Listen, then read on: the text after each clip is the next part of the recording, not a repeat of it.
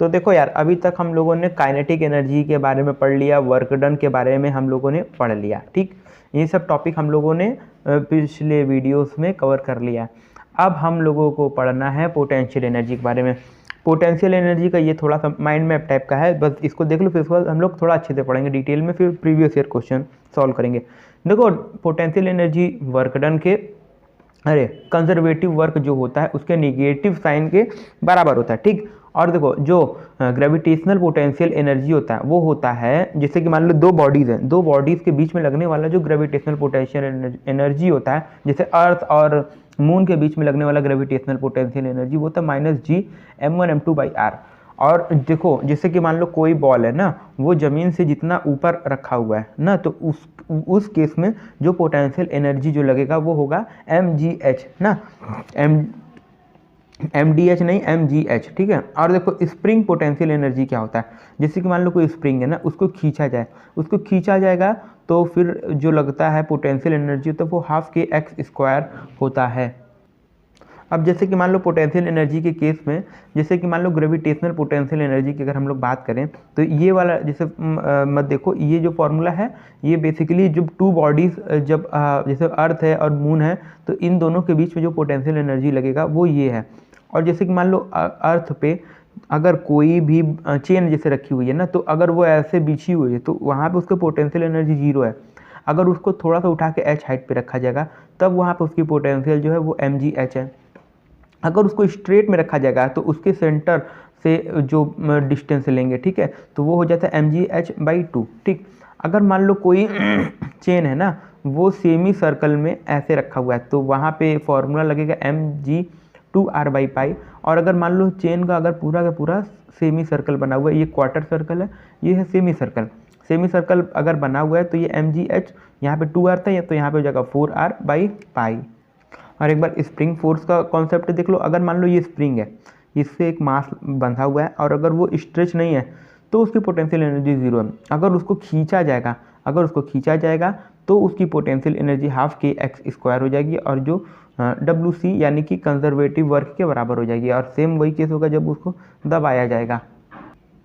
अब देखो, इस क्वेश्चन में क्या कर रहा है, the potential energy of a system increase if work is done, यानी कि पोटेंशियल एनर्जी सिस्टम का इंक्रीज करेगा जब वर्क जो होगा up on the system by a non conservative force. नहीं, ये नहीं होगा, by the system against a non conservative force. देखो, पोटेंशियल एनर्जी बढ़ेगा, इसका मतलब है कि इसको क्या होना चाहिए, इसको पॉजिटिव होना चाहिए। चलो ठीक है, ठीक है। अब देखो, इसमें कह रहा है कि अगर ऐसे देखो कंजर्वेटिव फोर्स लग रहा है, ठीक है, WC जैसे कंजर्वेटिव फोर्स लग रहा है, अब उसके अगेंस्ट अगर वर्क किया जाएगा, ठीक है, वर्क अगर उसके अगेंस्ट किया जाएगा तो फिर देखो, जैसे कि कंजर्वेटिव फोर्स क्या होता है, देखो ΔU = negative of conservative work, ठीक है। अगर उसके अगेंस्ट किया जाएगा तो ये क्या हो जाएगा, पॉजिटिव हो जाएगा, ठीक है। तो ये पॉजिटिव होगा तो ये वैल्यू बढ़ेगा, इसलिए by the system against a conservative force, ठीक है, अगेंस्ट होगा और किसके, कंजर्वेटिव फोर्स, नॉन कंजर्वेटिव नहीं। हम लोग ये फॉर्मूला पढ़े हैं ΔU = -WC ना, तो अगर ये इसके अगेंस्ट होगा तो ये पॉजिटिव हो जाएगा, ये पॉजिटिव हो जाएगा तो ये बढ़ जाएगा, ये बढ़ेगा तो उसका पोटेंशियल एनर्जी बढ़ेगा। अब देखो, एक क्वेश्चन पूछा हुआ है, इसमें एक चेन है जिसका लेंथ L है, उसका मास M है, ठीक है।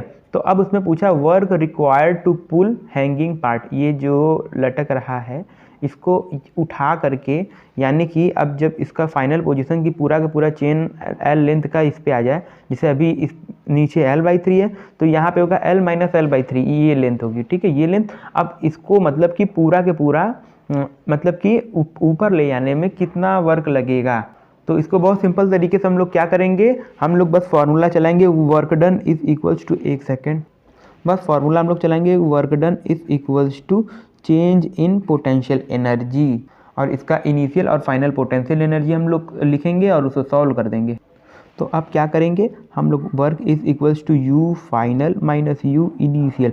अब देखो, इसकी इनिशियली मतलब कि जो फाइनल कंडीशन आएगी वो यहाँ पे पूरा के पूरा बिछ जाएगी ना, तो वहाँ पे उसकी पोटेंशियल एनर्जी 0 हो जाएगी, मतलब ख़त्म हो जाएगी। तो मतलब कि work done = initial potential energy इसकी जो होगी वही इसको ऊपर ले जाने में वर्क डन होगी। तो हम लोग देखो इस वाले केस में पढ़े हुए थे कि अगर कोई चेन या कोई भी रॉड होगी, अगर वो ऐसे स्ट्रेट खड़ी होगी ना, तो उसकी पोटेंशियल एनर्जी क्या होगी, उसकी मास m और फिर ग्रेविटेशनल जो होता है ग्रेविटेशनल g, ठीक है, mg, और फिर उसके बाद h लेंगे। h क्या लेंगे हम लोग, उसके जो सेंटर, मतलब ये मान लो l लेंथ है ना, तो l/2 लेंगे, ठीक है। l/3 होगा तो l/6 ले लेंगे, ठीक। तो अब देखो इसका जो पोटेंशियल एनर्जी, अब वहाँ पे हम लोग क्या पुट करेंगे, एम जी एच। अब देखो हम लोग एम मतलब कि क्या लेंगे, देखो ये देखो एम, देखो ये एम मास का है और एल लेंथ का है ना, और इतना जो बस पार्ट है उसका लेंगे, क्योंकि देखो इतना पार्ट, देखो ये जो होगा इसका पोटेंशियल एनर्जी जीरो होगा, क्योंकि ये पूरा का पूरा बिछा हुआ है, ठीक है। इसकी जो होगी पोटेंशियल एनर्जी, जो लटक रहा है इसी की पोटेंशियल एनर्जी मानी जाएगी। तो अब इसका मास कितना होगा, जब इसका लेंथ l/3 बचा तो इसका मास भी तो बचेगा m/3। फिर उसके बाद g सेम इसी तरीके से रखेंगे।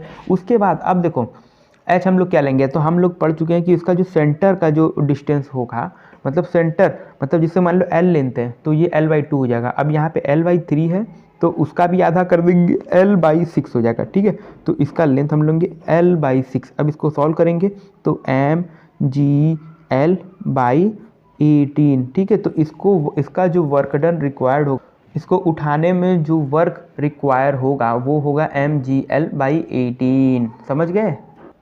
अब देखो यार मेरी बातों का मत यकीन करो, ठीक है, बस तुम लोग जो प्रीवियस ईयर बुक जो कह रहा है, मतलब कि जो चीज़ें हो चुकी हैं वो पास्ट, उसके बेस पर खुद जज करो। देखो ये एक टॉपिक है पोटेंशियल एनर्जी ऑफ स्प्रिंग, ठीक है, यानी कि जो हम प्रीवियस ईयर बुक को जो हम लोग मिल के सॉल्व कर रहे हैं उसमें पोटेंशियल एनर्जी जो अभी हम लोग चेन वाला लगाए हैं उससे रिलेटेड कहीं क्वेश्चन दिखाई नहीं ना। अब पोटेंशियल एनर्जी से सिर्फ उसका जो स्प्रिंग वाला जो है, स्प्रिंग बेस्ड जो कॉन्सेप्ट है, बस उससे ही क्वेश्चन। कहने का मतलब ये है कि देखो पोटेंशियल एनर्जी वाले कॉन्सेप्ट में जो ग्रेविटेशनल पोटेंशियल एनर्जी है, इससे रिलेटेड यहाँ पे कोई क्वेश्चन नहीं दिखा। क्वेश्चन जो दिखा वो सिर्फ स्प्रिंग बेस्ड जो पोटेंशियल एनर्जी है, ½ इसी से ज़्यादातर हमें क्वेश्चन दिखा, और इसी पे देखो ये टॉपिक भी है, देखो ये जो टॉपिक है, ठीक है। अब इससे देखो प्रीवियस ईयर क्वेश्चन में क्या कहा हुआ है, to similar spring P and Q, ठीक है, have spring constant KP KQ, ठीक, such that KP is greater than KQ। फिर उसके बाद कहा है कि they are stretch first by the same amount, ठीक है। फिर उसके बाद कहा है कि then by the same force case be the work done by the spring WP and WQ are related AB respectively. तो देखो क्वेश्चन का यही कहने का मतलब है कि दो स्प्रिंग्स हैं, ठीक है, एक P है एक Q है, ठीक है। तो जिसमें बोला गया कि KP is greater than KQ, चलो ठीक है। पहला वाला उसमें जो केस है उसमें बोला गया कि दोनों स्प्रिंग जो है उसको सेम अमाउंट में खींचा गया है, ठीक। तो उसमें किस पे वर्क ज़्यादा लगेगा, तो हम लोग पढ़ चुके हैं कि वर्क का फॉर्मूला होता है ½KX², ठीक। तो according to question KP is greater than KQ, ठीक है। तो जैसे कि अगर वर्क देखो, अब इसको हटाओ ना और x भी सेम है तो इसको हटाओ, तो work is directly proportional to K, तो जिसका K ज़्यादा उसका वर्क ज़्यादा, ठीक। तो KP ज़्यादा है KQ से, तो फिर उसके बाद वर्क जो होगा P ज़्यादा होगा वर्क एट Q से, समझ गए। पहले वाला केस जो है वो हो गया। दूसरे केस में कहा गया कि दोनों स्प्रिंग जो है ना उसमें जो है फोर्सेस को सेम लगाया गया, चलो ठीक है। इसमें फिर से अब बताओ कि किस में वर्क ज़्यादा होगा, फिर से वर्क का वही फॉर्मूला चलेगा ½ KX², ठीक। अब देखो यहाँ पे किसमें इलोंगेशन भी ज़्यादा होगा, ये भी नहीं गिवन है इसमें। इस वाले केस में x जो था दोनों का इलोंगेशन सेम था, इस वाले केस में इलोंगेशन तुम्हें निकालना पड़ेगा किसका ज़्यादा है। तो एक फॉर्मूला होता है F = KX, ठीक है। तो देखो x = जैसे मान लो x = F सेम है और फिर उसके बाई K, ठीक है। तो इसका मतलब है कि जिसका K ज़्यादा होगा उसका इलोंगेशन कम होगा, ठीक है। तो अब तो देखो फिर से वही फॉर्मूला चलेगा, WP = ½ K1X1², W2Q = ½ K2X2²। अब देखो हाफ हटाओ ये सब हटाओ, मतलब ये इसको मत गिनो इसको मत गिनो, ठीक। बस ये देखो KX1² KX2², चलो ठीक है। अब देखो KP is greater than KQ ना, तो जैसे मान लो लिखो यहाँ पे KP, ठीक। अब देखो X1 की जगह पे हम लोग क्या लिखेंगे, फोर्स F का स्क्वायर हो जाएगा बाई, अब फिर यहाँ पे K है तो KP का भी स्क्वायर ही होगा, ठीक। अब यहाँ पे क्या होगा KQ और फिर उसके बाद F² बाई के क्यू स्क्वायर, ठीक। अब एक के क्यू से ये एक को कट गया, एक के पी से के पी कट गया। तो देखो क्वेश्चन में क्या गिवन था, फोर्स सेम है ना, तो अब के पी इज ग्रेटर देन के क्यू बोला था ना सबसे पहले ही। तो देखो जिसमें मतलब कि के पी ज़्यादा होगा, अगर ये ज़्यादा होगा तो इसकी वैल्यू कम हो जाएगी, इसमें ये कम होगा तो इसकी वैल्यू बढ़ जाएगी। तो अब यहाँ पे क्या होगा, के क्यू इज़ ग्रेटर देन, मतलब कि work at Q is more than work at P. समझ गए तुम लोग। तो अब इसमें टिक कर, तो इसमें देखो work at P is greater than work at Q पहले वाले केस में, और फिर दूसरे वाले में क्यू ज़्यादा होगा पी से, तो इसको टिक करेंगे, आगे बढ़ेंगे।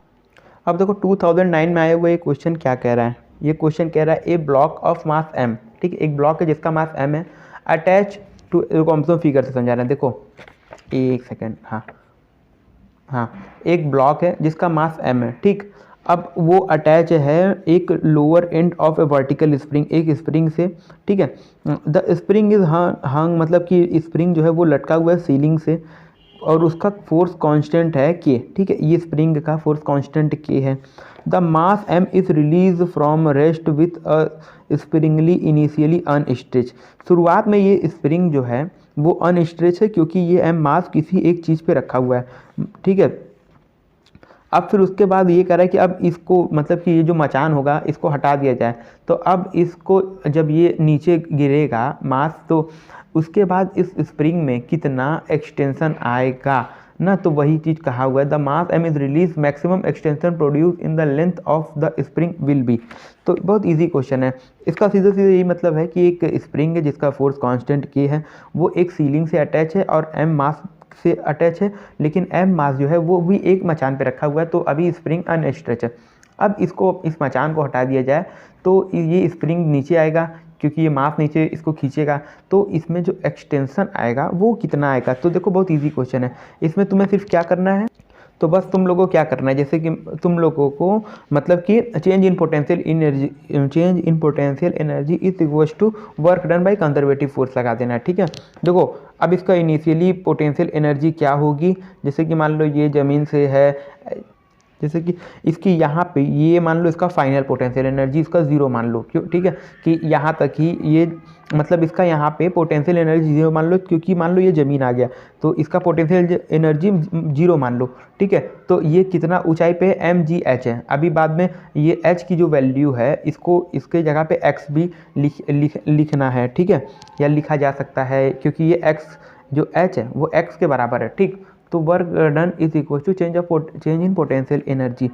देखो अब पोटेंशियल एनर्जी mgh, तो यहाँ पे लिख दो mgx, ठीक, क्योंकि x h के बराबर, ठीक। अब ये कितना वर्क करेगा इसको स्ट्रेच करने में, तो ये करेगा हाफ के एक्स स्क्वायर, एक x से इसको ये काटो और फिर देखो x की वैल्यू यहाँ पे 2 mg/k हो जाएगी, ठीक है, x is equal to 2 mg/k, ठीक है। अब ऑप्शन में देखो कहाँ दिया हुआ है 2 mg/k। अब देखो इस क्वेश्चन में, प्रीवियस ईयर क्वेश्चन में ये क्या कह रहा है, देखो 2007 का वो क्वेश्चन है, दिखा, ठीक। अब देखो इसमें कह रहा है a vertical spring with force constant k, ठीक, is fixed on a table, ठीक है। देखो फिगर देखो समझो, एक वर्टिकल स्प्रिंग है, इसका फोर्स कांस्टेंट के है, एक टेबल पे फिक्स है, ठीक है। A ball of mass m at height h above the free end of the spring, यानी कि स्प्रिंग का जो फ्री एंड है उससे h डिस्टेंस के ऊपर एक m मास का बॉल है, ठीक। अब कहा हुआ है कि above the spring vertically on the spring so that the spring is compressed by a distance d। तो अब मतलब इसमें कहा हुआ है कि अब इस बॉल, जब ये बॉल इस स्प्रिंग पे गिरेगा तो ये जो है, ये स्प्रिंग जो है वो d डिस्टेंस, देखो जैसे मान लो ये स्प्रिंग है यहाँ से यहाँ तक, अब ये d डिस्टेंस क्या हुआ, दब गया, कंप्रेस हो गया, ठीक। तो अब इसमें बोल रहा है the net work done in this process. अब इसमें नेट वर्क डन बताओ। तो देखो आपने थोड़ा सा दिमाग से सोचो कि वर्क इसमें करने वाली चीज़ें कौन कौन सी हैं। एक m मास का बॉल है जो यहाँ से h डिस्टेंस फिर h प्लस d डिस्टेंस की दूरी तक गया, ठीक। और इसमें कौन वर्क करेगा, एक स्प्रिंग करेगा, स्प्रिंग पोटेंशियल एनर्जी जो है वो दबेगा। तो वर्क डन का फॉर्मूला क्या होता है, तो देखो जैसे कि देखो वर्क डन का फॉर्मूला होता है चेंज इन पोटेंशियल एनर्जी। अब देखो पोटेंशियल एनर्जी कौन कौन से लगाएगा, एक ये बॉल लगाएगा जो ग्रेविटेशन पोटेंशियल एनर्जी लगाएगा, ठीक है, और दूसरा जो स्प्रिंग जो लगाएगा वो होता है स्प्रिंग पोटेंशियल एनर्जी। तो देखो अब बॉल का जो ग्रेविटेशनल पोटेंशियल एनर्जी जो होता है उसका फॉर्मूला था mgh ना। तो देखो पहले ये बॉल जो है वो h डिस्टेंस और फिर वो दबा, जब स्प्रिंग को दबाया तो वो d डिस्टेंस को कवर किया। तो बॉल ने कितना ग्रेविटेशनल पोटेंशियल एनर्जी लगाया, इसने लगाया mg, और फिर देखो h मत लिखना, h प्लस d, ठीक है, इतना पोटेंशियल एनर्जी प्लस। अब देखो स्प्रिंग जो है वो कंप्रेस हुआ d डिस्टेंस। तो स्प्रिंग जब कंप्रेस होता है तो हम लोग पढ़ चुके हैं कि क्या लगाता है, तो वो लगाता है हाफ के एक्स स्क्वायर। लेकिन देखो जब स्प्रिंग खींचता है तब वो होता है पॉजिटिव में हाफ के एक्स स्क्वायर, लेकिन अगर स्प्रिंग दबा है तो ये हो जाएगा माइनस हाफ के एक्स स्क्वायर, ठीक है। तो अब यहाँ पे हम लोग क्या लिखेंगे, माइनस हाफ के एक्स स्क्वायर, ठीक, या यहाँ पे d लिखा रहेगा, ठीक। तो अब इसमें ऑप्शन में देखो mgh plus D minus half के डी स्क्वायर, तो ऑप्शन नंबर 1 करेक्ट है। इसको लगा के आगे बढ़ते हैं। अब देखो 2006 में आया हुआ ये प्रीवियस ईयर क्वेश्चन क्या कर रहा है, potential energy of a long spring when stretch by 2 centimetre, यानी कि 2 सेंटीमीटर एक स्प्रिंग को खींचा गया तब उसकी पोटेंशियल एनर्जी u है, ठीक है। यानी कि x1 जो है उसको खींचा गया वो 2 सेंटीमीटर तब उसकी पोटेंशियल एनर्जी u है, ठीक है। If the spring is stretch by 8 centimetre, अब उस स्प्रिंग को 8 सेंटीमीटर खींचा जा रहा है तब उसकी पोटेंशियल एनर्जी क्या होगी, यानी कि कहा हुआ है कि u डैश क्या होगी। फॉर्मूला पुट करो, हाफ के एक्स स्क्वायर, ठीक है। अब देखो हाफ भी कांस्टेंट, के भी कांस्टेंट, के नहीं गिवन है, तो u is directly proportional to x square, ठीक है। जब रिलेशन निकालना होता है तो इसी तरीके से प्रोपोर्शनल देखा जाता है सिर्फ। तो देखो u बाई यू डैश कर दो, ठीक है, जैसे u बाई यू डैश कर दो तो अब यहाँ पे x1 square by x2 square, ठीक है। इस तरीके से तुम लोगों को रिलेशन बनाने तो आता ही होगा। x1 कितना दिया हुआ था, तो 2 सेंटीमीटर दिया हुआ था, तो 2 का स्क्वायर, x2 कितना दिया, 8 का स्क्वायर दिया हुआ है, तो 2 को इससे काटो 4 टाइम्स में, ठीक है। तो u डैश, तो देखो फिर आ जाएगा u इज इक्वल्स टू 1/4, यानी कि 1/4 का स्क्वायर हो जाएगा, तो ये हो जाएगा 1/16 u डैश, समझ गए। अब तो u dash is equals to 16u, तो अब बस इसमें टिक करो 16u और आगे बढ़ो। अब देखो इस 2004 के क्वेश्चन में क्या कर रहा है, एक मास है जिसका वेट है 0.5 kg, मूव कर रहा है with velocity 1.5 metre per second, ठीक है, on smooth horizontal surface, collide with nearly weightless spring, एक वेटलेस स्प्रिंग से इसने कोलाइड किया, जिस स्प्रिंग का spring constant k is equal to 50 दिया हुआ है, ठीक है। The maximum compression in the spring would be, तो क्या करना है, देखो मैक्सिमम कंप्रेशन, देखो ये कंप्रेस हो रहा है, ये भाग रहा है, तो ये इसके पास काइनेटिक एनर्जी होगा, इसके पास पोटेंशियल एनर्जी हो रहा है, और ये हॉरिजॉन्टल है, स्मूथ है, तो इस पर कोई वो फ्रिक्शन नहीं होगा। तो क्या हो रहा है, जो पोटेंशियल जो काइनेटिक एनर्जी इसका है वो चेंज हो रहा है इसके पोटेंशियल एनर्जी में, तो बस change in potential energy is equal to change in kinetic energy चलाओ। पोटेंशियल एनर्जी स्प्रिंग का हो जाता है हाफ के एक्स स्क्वायर, काइनेटिक एनर्जी होता है हाफ mv स्क्वायर, हाफ से हाफ यहाँ पे कट गया। फिर उसके बाद देखो k की वैल्यू है 50 दी हुई है और x की वैल्यू निकालनी है, m देखो दिया हुआ है 0.5 और फिर वेलोसिटी दिया हुआ है 1.5। तो बस अब इसको सॉल्व करो, 50 देखो ये इसको काटेगा 100 टाइम्स में, 100 यहाँ पे नीचे आ गया 100, ठीक है। तो अब देखो एक्स स्क्वायर है तो फिर ये दोनों एक ही बार लिखो, तो ये हो गया 1.5/10, इसको सॉल्व करोगे तो हो जाएगा 0.15, तो इसको ये टिक करो और आगे बढ़ो। अब देखो ये वाला क्वेश्चन जो है एकदम सेम हम लोगों ने सॉल्व किया, 2 मीटर एक स्प्रिंग को खींचा जा रहा है तो उसकी पोटेंशियल एनर्जी u है। अब उस स्प्रिंग को 5 गुना ज़्यादा खींच दिया गया है तब उसकी पोटेंशियल एनर्जी 25 टाइम हो जाएगी। देखो हम मुँह जबानी बता दिए, इसी तरीके से तुम लोगों को भी मुँह जबानी बता देना है, ठीक है। देखो ये 5 गुना बढ़ा तो अब u अब कितने टाइम्स बढ़ेगा, हाफ के एक्स स्क्वायर का फॉर्मूला लगा करके बस इसी तरीके से सॉल्व करना। तो देखो ये है पोटेंशियल एनर्जी से, स्प्रिंग पोटेंशियल एनर्जी से आया हुआ लास्ट प्रीवियस ईयर क्वेश्चन। इसमें कहा है कि 2 स्प्रिंग है ए बी, ठीक है, उन दोनों का स्प्रिंग कांस्टेंट के ए के बी है और के ए जो है वो 2 टाइम्स के बी है, ठीक है। Stretch by applying same force, मतलब उस पर जो खींचने के लिए उस पर सेम फोर्स से खींचा जा रहा है। तो इसमें कह रहा है कि the energy stored in A is E A and the energy stored in B, मतलब कि अब ई ए और ए बी जो है वो, मतलब कि ई बी जो होगा एनर्जी बी का वो ई के टाइम्स में कितना होगा, बस यही बताना है, इसका कहने का मतलब है। तो देखो एनर्जी स्प्रिंग मतलब कि जो ए एनर्जी होगा उसमें एनर्जी कितना होगा, हाफ के एक्स स्क्वायर, इसमें भी हाफ के एक्स स्क्वायर, तो इसमें के ए के बी होगा इसमें, और इसमें के x1 इसमें x2, ठीक। तो अब देखो ये वाला भी फॉर्मूला तुम लोग को मालूम है कि F is equal to K X, तो अब x is equal to F by K लिखेंगे, ठीक है। तो अब देखो यहाँ पे हो गया हाफ के ए और फिर यहाँ पे x के जगह पे f बाई के ए, ये लिख दिए ये लिख दिए। तो अब ये एक के ए, ये एक के ए को काटेगा, यहाँ पे भी वही हाल है, ये इसको काट दिया। अब देखो फोर्स जो है और ये 2 है, ये दोनों में सेम है तो इसको कांस्टेंट मान लो। अब इन दोनों को डिवाइड कर दो दोनों का रिलेशन पाने के लिए, तो E A by E B हो गया। तो अब यहाँ पे क्या बचा, ई ए जो होगा वो यहाँ पे नीचे आ जाएगा और यहाँ इसका जो ई बी होगा वो इसके रिस्पेक्ट में ऊपर आ जाएगा, ठीक है। तो E A by E B is equal to K B by K A हो गया। अब देखो पहले गिवन है के ए इज इक्वल टू 2 टाइम्स के बी, तो यहाँ पे हो गया के बी और यहाँ पे के ए का वैल्यू पुट करेंगे तो ये हो गया 2 टाइम्स के बी, ठीक। अब देखो के बी काट दो, ठीक है। तो अब यहाँ पे क्या बचा, E A is equals to half E B, यानी कि E B is equals to 2 times E A, ठीक है। तो ई बी का वैल्यू कितना हुआ, 2 टाइम्स ई ए। देखो ये दोनों क्वेश्चन थोड़ा सा डिफिकल्ट कुछ लोगों के लिए हो सकते हैं, लेकिन सॉल्व करना बहुत आसानी से हो जाएगा, इसमें कुछ करना नहीं। देखो बहुत मस्त क्वेश्चन है दोनों ना, हम नहीं चाहते हैं कि हम सॉल्व करके तुम लोग का मजाक खराब करें। इसको इन दोनों को सॉल्व करो कि पक्का कॉन्फिडेंस बिल्ड होगा, इसमें कुछ करना नहीं है। देखो इसमें कहा हुआ है एक बॉडी है जिसका मास 1 kg है, इसको ऊपर फेंका गया, ठीक है, 20 मीटर पर सेकंड की रफ्तार से इसको ऊपर फेंका गया। अब ये कहा है कि ये रेस्ट पे आ गया, ठीक है। तो अब ये जो है ये 18 मीटर की दूरी पे जाकर के रेस्ट पे आ गया, तो इसने कितना एनर्जी लॉस किया। तो देखो v square is equal to 2as का फॉर्मूला यूज़ करने से v स्क्वायर यानी कि फाइनल वेलोसिटी उसकी 0 होगी, इनिशियल वेलोसिटी इसकी जो 20 मीटर पर सेकंड की है, ठीक है, सुन लो खुद से सॉल्व कर देना। तो इनिशियल वेलोसिटी u स्क्वायर करेंगे तो ये हो जाएगा 400 इज इक्वल टू 2as लगाएंगे, तो ये यानी कि इसको जाना चाहिए 20 मीटर की दूरी तक, लेकिन ये गया सिर्फ 18 मीटर की दूरी तक, यानी कि 2 मीटर की दूरी का इसमें जो एनर्जी जो होगा वो एयर फ्रिक्शन ने खा लिया। तो इसको ऐसे भी तुम लोग सॉल्व कर सकते हो कि जितनी एनर्जी यानी कि 2 मीटर जाने की जो पोटेंशियल एनर्जी हो गई वो m जो को 1 किलो, g 10 और h यानी कि 2 मीटर, तो इतना जो दूरी का जो था उसने उसको एयर फ्रिक्शन ने खा लिया, तो उतना ही एनर्जी एयर फ्रिक्शन का उसने कंज्यूम किया होगा। या अपने मेथड से भी तुम लोग सॉल्व कर सकते हो इससे, ठीक है, इसके कई सारे मेथड्स बन सकते हैं, तो इसे खुद से सॉल्व करना और उम्मीद है तुम लोग कर लोगे।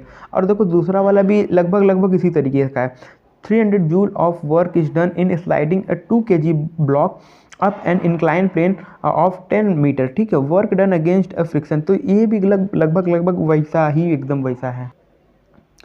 सो गाइस अभी तक हम लोगों ने चैप्टर में वर्क पढ़ लिया, काइनेटिक एनर्जी पढ़ लिया, पोटेंशियल का टॉपिक भी हम लोगों ने पढ़ लिया पोटेंशियल एनर्जी का। अब हम लोगों को पढ़ना है इक्विलिब्रियम का टॉपिक और मैकेनिकल एनर्जी भी खत्म हो गया। अब देखो बस ये वाला टॉपिक बचा हुआ है और पावर बचा है, तो अभी हम लोग पहले पावर ख़त्म कर लेते हैं। पावर क्या होता है उसके बारे में हम लोग देखते हैं। तो यार देखो पावर में सिर्फ तुम लोगों को इतना मालूम होना चाहिए कि पावर होता क्या है, वर्क डन बाय टाइम, ठीक है, यानी कि अगर किसी काम को किया जाए तो यानी कि अगर किसी काम को किया जाए और उस समय में जिस समय में वो काम को किया जा रहा है उसको डिवाइड कर देंगे उस टाइम को, तो वो आ जाता है पावर, ठीक है। तो इससे क्या मालूम चलता है कि जैसे कि मान लो अगर तुम हो, तुम्हारा दोस्त है, तो किसको लोग कहेंगे कि ज़्यादा पावरफुल है, जो उसी सेम काम को कम टाइम में कर पाए वो ज़्यादा पावरफुल है, ठीक है। तो पावर का डिफिनेशन समझ गए। अब देखो इंटीग्रेशन करना होता है कुछ भी, अगर कभी भी मतलब इंटीग्रेशन हो जाता है तो वो छोटे समय, तो वो एकदम स्मॉल टाइम के लिए होता है ना, तो वो हो जाता है D W by D T. और देखो इसका एक और फार्मूला होता है, ये याद रखे ना, P is equals to F dot V. तो देखो P is equals to F dot V, इसका मतलब क्या है, जैसे देखो वर्क डन है, वर्क डन होता है फोर्स डॉट डिस्प्लेसमेंट, ठीक है, तो फोर्स का यहाँ पे F आ गया। अब देखो displacement by time, displacement by time क्या होता है, वेलोसिटी, ठीक है। तो इसी तरीके से तोड़ जोड़ के फॉर्मूला को बनाया जाता है। तो देखो 2016 में आया हुआ ये क्वेश्चन क्या कह रहा है, ये क्वेश्चन कह रहा है एक बॉडी है जिसका मास 1 kg है, ठीक, और उस पर फोर्स लग रहा है और फोर्स जो है वो टाइम डिपेंडेंट है और फोर्स की इक्वेशन दी हुई है, ठीक।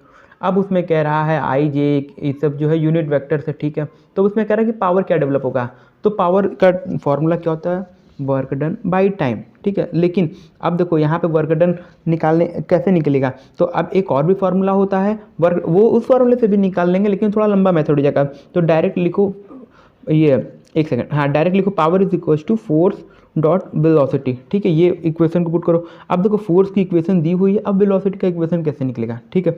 देखो वेलोसिटी का इक्वेशन निकालने के लिए देखो ये फोर्स है ना, फोर्स का इक्वेशन दिया हुआ है, तो इसको अगर हम लोग एक्सीलरेशन का एक फॉर्मूला होता है a is equals to F by M, ठीक। फोर्स का देखो यहाँ पे दिया हुआ है 2t plus 3t square by mass, mass 1 आ गया। तो अब इसको सॉल्व करने पे ये देखो एक्सीलरेशन आ गया इसका, ठीक है, समझ रहे हो तुम लोग, ये तुम लोगों को आना चाहिए 2t प्लस 3t स्क्वायर, ये इसका एक्सीलरेशन आ गया। चलो ठीक है, अब इसका एक्सीलरेशन आ गया, अब इसका वेलोसिटी कैसे निकलेगा।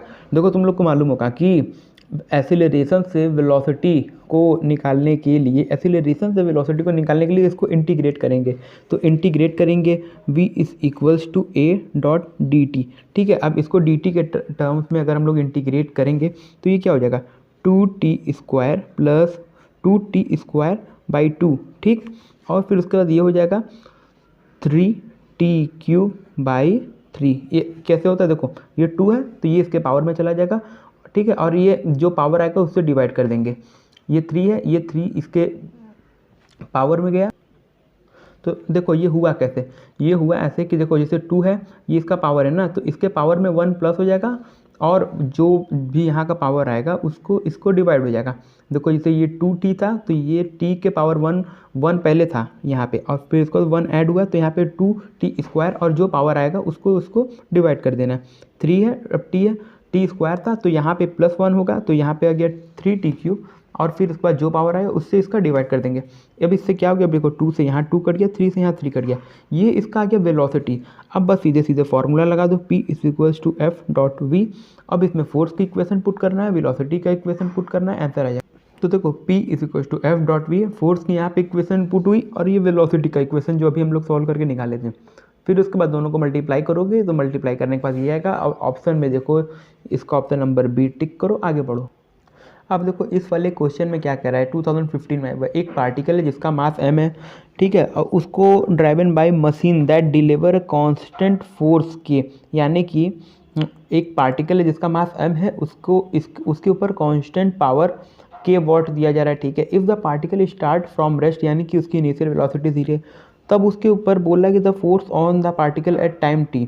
देखो इसमें दिया क्या है, मास दिया हुआ है, ठीक है, पावर दिया हुआ है, और इसमें फोर्स को पूछा है, तो ठीक है। तो अब देखो फोर्स का फॉर्मूला इसमें क्या लगाओगे, तो मास दिया हुआ है, पावर पूछा हुआ है, और इसमें फोर्स, अरे पावर दिया हुआ है, फोर्स पूछा हुआ है, तो देखो इसमें F is equals to M A लगा दो, ठीक है। अब देखो m दिया हुआ है, और देखो पावर से तुम्हें एक्सीलरेशन निकालना है। अब पावर से एक्सीलरेशन कैसे निकलेगा, जैसे देखो पावर दिया हुआ है कि dw by D T is equals to k दिया हुआ है, ठीक, ये समझ में आया, dw by D T k दिया हुआ है, चलो ठीक है।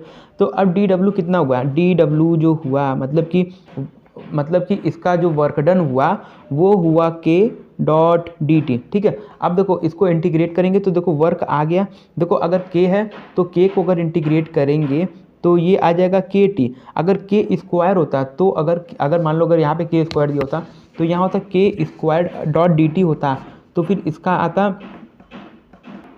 तो हो जाता टी, एक सेकंड, हाँ k क्यूब बाई 3, ठीक है। लेकिन अगर यहाँ पे सिर्फ k है तो ये यहाँ वर्क आ जाएगा k टी। अब देखो वर्क आ गया, अब देखो वर्क से हम लोग वेलोसिटी निकालेंगे, फिर एक्सेलरेशन निकालेंगे। अब देखो वर्क है तो वर्क क्या होता है, चेंज इन काइनेटिक एनर्जी के भी बराबर होता है। तो अब वर्क क्या है, k डॉट टी है, ठीक है, के टी है, और फिर अब देखो के टी है तो अब लिखेंगे हाफ एम वी स्क्वायर, और ये इसकी फाइनल वाली है, और इसकी इनिशियल वेलोसिटी देखो 0 होगी, क्योंकि बोला है कि रेस्ट से स्टार्ट हुआ है। तो देखो final kinetic energy minus initial 0 velocity होने की वजह से 0 हो जाएगी, तो अब इससे वेलोसिटी भी निकल जाएगा। तो देखो अब हम लोग इससे वेलोसिटी निकालती हैं। अब देखो एक्सीलरेशन निकालने के लिए अब क्या होता है, वेलोसिटी से एक्सीलरेशन निकालने के लिए हम लोगों को वेलोसिटी का इंटीग्रेशन करना पड़ता है। तो अब अगर इसको टी के रिस्पेक्ट में अगर हम लोग इंटीग्रेट करेंगे तो जैसे कि ये आ, तो देखो जब इसका अंडर रूट हटेगा तो यहाँ पे 1/2 आ गया, चलो ठीक है। अब फिर उसके बाद ये आ गया। अब देखो अब हम लोग इसको इंटीग्रेट करेंगे, इंटीग्रेशन करना तुम लोग को आता ही होगा, ये हाफ है तो ये हाफ पहले बाहर निकल गया, ठीक है। फिर उसके बाद आएगा ये 2 के। अब देखो टी है, देखो ये हाफ है, हाफ माइनस वन होता है, ठीक है। तो अब यहाँ पे जाएगा -1, तो इसलिए माइनस हाफ हो जाएगा, माइनस हाफ हो जाएगा तो टी जो इसका होगा वो नीचे आ जाएगा, माइनस हाफ होगा तो यहाँ पे आकर के ये हाफ हो जाएगा, ठीक। फिर यहाँ पे बचेगा m, ये इतना हो गया, और ये पूरा के पूरा बस ये जो होगा ये अंडर रूट में आ गया, ठीक। अब इसमें ये मिस्टेक मत कर देना कि इसमें पूरा का पूरा टर्म ही नीचे ऊपर कर देना, नहीं, सिर्फ टी, क्योंकि टी के रिस्पेक्ट में हो रहा है तो सिर्फ टी जो हो रहा है ये माइनस हाफ यहाँ पे बचेगा ना, हाफ -1 बचेगा मतलब होगा, तो यहाँ पे माइनस हाफ बचेगा, माइनस हाफ होने की वजह से ये रूट में रहेगा लेकिन अब ये नीचे आ जाएगा, ठीक। तो ये इसका एक्सेलरेशन आ गया। अब तुम्हें फॉर्मूला लगाओ F = ma। अब बस क्या करना है, इसमें m से हम लोगों को मल्टीप्लाई कर देना है, तो इसका f आ गया। अब ऑप्शन में भी देख लो, ऑप्शन में एक सेकेंड, तो देखो ऑप्शन के हिसाब से देखो ये वाला जो टर्म है, अगर ये 2 है, 2 को अंदर लाने के लिए इसको मान लो 2 को अंदर लाना है तो अंदर इसको 4 लिखेंगे, ठीक है। और ये 4 2 से कटेगा, और ये m इसको अंदर लाने के लिए इसको m² लिखेंगे, तो ये एक m इसको काट देगा और ये यहाँ पे 2 बचा, समझ लो। तो अब यहाँ पे देखो m/2 t के पावर -हाफ। अब देखो जो t है, ये t को जो नीचे था ये वापस से ऊपर कर दिया है, तो ये t -हाफ हो गया। देखो 2013 का वह क्वेश्चन है, एक कूली है 1 मिनट ले रहा है एक सूटकेस को 2 मीटर ऊपर रखने के लिए, ठीक है। और जो दूसरा कूली है वो 30 सेकंड ले रहा है सेम सूटकेस, यानी कि मास सेम है और सेम हाइट पे रखने के लिए, तो दोनों कूली का पावर क्या है। देखो इसमें समझना क्या है, इसमें इसको देखो तुम फटाक से भी तुम कर सकते हो कि इसमें वर्क डन सेम है, वर्क डन बाई टाइम लगा करके दोनों का रिलेशन निकाल लेंगे। तो देखो जिसका टाइम कम होगा वो उसका पावर ज़्यादा होगा, ठीक है। जो कम समय में ज़्यादा काम कर रहा है, जो कम समय में सेम काम कर रहा है तो उसका पावर ज़्यादा है ना, क्योंकि पावर होता है वर्क डन बाई टाइम, तो 2:1 होगा, अरे सॉरी 1:2 आएगा। लेकिन अब इसको फटाक अब करने की कोशिश करते हैं। देखो पावर का फॉर्मूला क्या होता है, वर्क डन बाई टाइम, ठीक है। देखो सेम हाइट तक ले जा रहा है, सेम मास को ले जा रहा है, तो वर्क डन सेम है, तो बस यही रिलेशन चलाओ, P1/P2 = T2/T1, ठीक है। ये हो गया। अब देखो T2 क्या है, ये है पॉइंट, ये आधा मिनट ले रहा है, ये 1 मिनट ले रहा है, तो T2 जो है वो हो गया हाफ, और जो T1 है वो है 1, समझ गए। तो अब देखो P1/P2 = 1/2, तो P1 = तो यहाँ पे रिलेशन आ गया 2 टाइम्स P1 = P2, ठीक है। तो इसका वो जो आया रेशियो आएगा वो आएगा 2:1। अरे सॉरी देखो इसमें क्या पूछा था, यहाँ पे रेशियो पूछा हुआ था, ठीक है। जब रेशियो पूछा हुआ था तो हम लोग रेशियो 1:2 निकाल लेते हैं, तो इसका जो रेशियो आएगा वो 1:2 होगा। अब देखो इस वाले क्वेश्चन में क्या कहा है, एक कार है जिसका मास m है, ठीक है। स्टार्ट फ्रॉम रेस्ट, यानी कि उसकी इनिशियल वेलोसिटी 0 है, ठीक है। एंड एक्सीलरेट्स, मतलब वो एक्सीलरेट कर रहा है, so that the instantaneous power deliver to the car has a constant magnitude, यानी कि वो कांस्टेंट उसको पावर दिया गया है और वो है P0, ठीक है। The instantaneous velocity of the car is proportional to, अब इसमें कहा हुआ है कि वो कार का इंस्टेंटेनियस वेलोसिटी किसके प्रोपोर्शनल होगा, यानी कि कहने का ये मतलब है कि उसकी सिर्फ और सिर्फ इंस्टेंटेनियस वेलोसिटी निकाल दो और फिर उसमें देख लेना कि उसमें अगर कहीं टाइम है या मास है तो वो किस टर्म के प्रोपोर्शनल में है, सिर्फ ये किया जाता है। अगर कह दे कि किसके प्रोपोर्शनल है तो बहुत लोग घबरा जाते हैं कि अरे ये कैसे निकलेगा, लेकिन बस ये देखो कि क्या निकालने के लिए कह रहा है। तो इंस्टेंटेनियस वेलोसिटी किसके प्रोपोर्शनल है, तो यानी कि मतलब है कि निकालो कि इंस्टेंटेनियस वेलोसिटी क्या रही है। तो देखो इंस्टेंटेनियस वेलोसिटी निकालना है, तो लेकिन दिया हुआ बस 3 चीज़ें, ठीक है।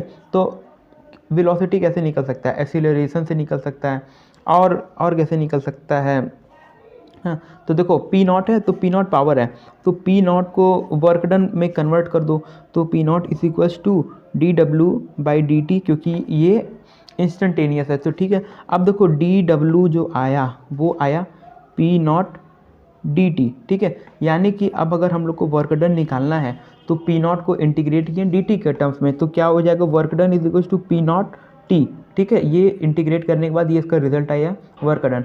अब देखो हम लोगों को वेलोसिटी कैसे निकालेंगे, तो वेलोसिटी जो होता है work done = change in kinetic energy के बराबर होता है।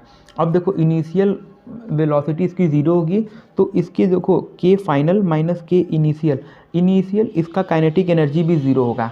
तो यानी कि work done is equal to K final के बराबर हो गया। ठीक है, तो अब देखो वर्क डन कितना आया था पी नॉट टी। ठीक है, अब देखो फाइनल वेलोसिटी कितनी आएगी हाफ एम वी स्क्वायर आया। अब देखो ये 2 यहाँ पे आ गया, ये हट गया, m यहाँ पे नीचे आ गया, ये भी हट गया। अब देखो v स्क्वायर है तो स्क्वायर हटाने के लिए इसको रूट में कर दिए। ठीक है, अब देखो v किसके प्रोपोर्शनल में आया, v जो आया वो under root T by M के प्रोपोर्शनल में, लेकिन इसमें देखो t के हाफ आएगा। ठीक है, अंडर रूट टी का मतलब ये होता है t हाफ, और माइनस में नहीं होगा, ये प्लस में होगा, और m का उसमें रिलेशन नहीं दिया हुआ ये क्योंकि हो नहीं पाएगा, तो इसका ऑप्शन ये वाला टिक करेंगे, आगे बढ़ेंगे। अब देखो इस नेक्स्ट क्वेश्चन में क्या कह रहा है, a body is projected vertically from the earth. एक बॉडी है, इसको वर्टिकली अर्थ से प्रोजेक्ट किया गया। ठीक है, reach the height equal to the earth radius. अरे बाप रे बाप, इतना ऊपर कौन फेंक दिया भाई, यहाँ हमसे 2 तल्ला तो बॉल फेंका ही नहीं करता, ये अर्थ के रेडियस के बराबर बॉल फेंका गया। चलो ठीक है, क्वेश्चन में लिखा है तो आगे बढ़ते हैं। Reach the equal height equal to the earth radius before returning to the earth. ठीक है, यानी कि अब जो है मतलब कि before returning to the earth. ठीक है, the power exerted by the gravitational force. देखो कुछ नहीं कहा है, यहाँ पे ये धरती है हम लोगों की प्यारी सी। अब देखो यहाँ से एक बॉल फेंका गया, अब वो बॉल इतना ऊंचा तक फेंक दिया गया कि वो अर्थ के रेडियस के बराबर फेंक दिया गया। चलो ठीक है, अब वो बॉल नीचे आ रहा है, अब बड़ी तेज से आ रहा है। The power exerted by the gravitational force is greatest, यानी कि अब उसमें पावर जो होगा वो ग्रेविटेशनल फोर्स जो होगा, यानी कि ग्रेविटेशनल फोर्स के द्वारा जो पावर जो उस पर एक्सर्ट होगा ना, तो वो सबसे ज़्यादा कब होगा। तो यार देखो जाहिर सी बात है कि सबसे ज़्यादा पावर तब होगा जब उसकी वेलोसिटी सबसे ज़्यादा होगी और उसके डायरेक्शन में होगी। यानी कि देखो P power is equals to F dot V, अब डॉट हटाएंगे तो कॉस थीटा हो जाएगी। ठीक है, तो सबसे ज़्यादा वेलोसिटी एक बार तो यहाँ पे होगी ना, देखो यहाँ पे क्योंकि इसको बहुत इतनी तेज़ी से फेंका जा रहा है क्योंकि इसकी वेलोसिटी इतने अधिक है कि वो उतना ऊपर जा पाए। ठीक है, तो लेकिन यहाँ पे क्या होगा, यहाँ पे इसका कॉस 180 आएगा। हाँ हेलो, हाँ तो देखो यहाँ पे ये देखो सबसे पहले अगर यहाँ पे जब फेंका जाएगा तो इसकी क्या होगी, वेलोसिटी ऊपर होगी और ग्रेविटेशनल फोर्स इसकी नीचे होगी ना, तो इन दोनों के बीच का एंगल जो होगा वो 180 होगा तो ये माइनस में हो जाएगा, तो यहाँ पे सबसे कम हो जाएगा। और इसमें कहा है कि सबसे ज़्यादा कब होगा, सबसे ज़्यादा तब होगा जब ये वापस से इधर ही आएगा।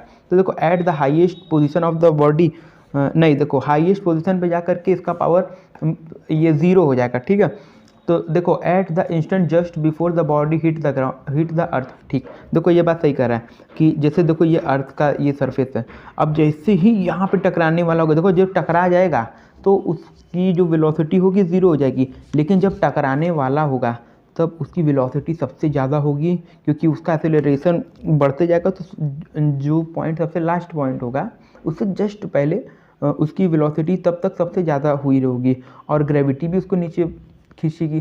तो ग्रेविटेशनल फोर्स जो होगा उस पर सबसे ज़्यादा तब लगेगा जब वो टकराने वाला होगा। और आगे भी पढ़ लेते हैं, इट रिमेन्स कांस्टेंट, नहीं कांस्टेंट तो नहीं रहेगा क्योंकि वेलोसिटी बदलती रहेगी। At the instant just before the body is projected, नहीं ये सबसे मिनिमम हो जाएगा। अब देखो इस प्रीवियस ईयर क्वेश्चन में क्या कहा है, एक पार्टिकल है उसका मास m है। ठीक है, starting from rest initial velocity 0 है, अंडर गो यूनिफॉर्म एक्सीलरेशन कांस्टेंट है। If the speed acquire in time t is v, यानी कि t टाइम के बाद उसकी जो स्पीड है वो v हो गई। कब हुई, t टाइम के बाद उसकी स्पीड v हो चुकी है। ठीक है, तो अब इसमें कह रहा है कि power delivered to the particle, यानी कि उस पार्टिकल को इस स्पीड में लाने के लिए उसके ऊपर क्या पावर दिया गया होगा। तो पावर का फॉर्मूला लगाओ, P is equals to F dot V. ठीक है, F दिया नहीं है तो अब F की जगह पे हम लोग क्या लिख सकते हैं, एम ए। ठीक है, डॉट V। चलो ठीक है, अब देखो A भी नहीं दिया है तो अब A वेलोसिटी दिया है, टाइम दिया हुआ है, तो अब क्या लिख सकते हैं, P is equals to M। अब A की जगह पे हो जाएगा V। ठीक है, V। तो देखो हम लोग सिर्फ A की जगह पे हम लोग क्या लिखेंगे, dV बाई डी टी, ठीक है। और फिर उसका v ऐसे लिख देंगे, ठीक है। एक एक्सीलरेशन वेलोसिटी से एक्सीलरेशन निकालने के लिए हम लोग क्या करते हैं, D V by D T करते हैं। तो यहाँ पे D V by D T हम लोग कर दिए हैं, चलो ठीक है। अब हम लोग इसको अच्छे तरीके से लिख ले रहे हैं, p is equals to m, ये v इधर कर दो पास पास, और फिर यहाँ पे हो गया D V by D T, T दिया हुआ है, ठीक है। अब ये हो गया। अब देखो, अब इसमें पावर डिलीवर करना था ना, तो देखो ये डी टी जो है इसको इस तरफ करना है, ठीक है, और वी डी वी कर देना है, समझ रहे हो तुम लोग। तो यहाँ पे देखो ये हो गया p D T is equals to M V. अब देखो डी यहाँ पे हो गया एम वी डी वी, ये हो गया, ठीक है। ये यहाँ पे बचा। अब देखो v को dv के टर्म्स में इंटीग्रेट करना है, ठीक है। v को dv के टर्म में इंटीग्रेट करेंगे तो यहाँ पे हो जाएगा m v स्क्वायर बाई 2, और यहाँ पे क्या बचा, p को dt के टर्म में अगर इंटीग्रेट करेंगे तो यहाँ पे बचेगा p t। अब पावर क्या आ गया, p is equals to M V square by t, और यहाँ पे 2, समझ लो। अब यहाँ पे टिक कर दो M V square by 2t, M V square by 2t, option number D tick करो आगे। और एक बात बता दे रहे हैं कि हम लोगों ने v को ऐसे डिफ्रेंशिएट क्यों किया, क्योंकि इसमें देखो जो v है उसमें जो क्वेश्चन में जो v है वो वेरिएबल है, एक्सीलरेशन कांस्टेंट है और v वेरिएबल है, समझ रहे हो। तो इसकी वेलोसिटी को हम लोगों ने इंटीग्रेट किया। अब फिर से आप लोगों का समय आ चुका है कि अपने हाथों का इस्तेमाल कीजिए, ये दोनों क्वेश्चन को सॉल्व कीजिए, बहुत ही आसान है।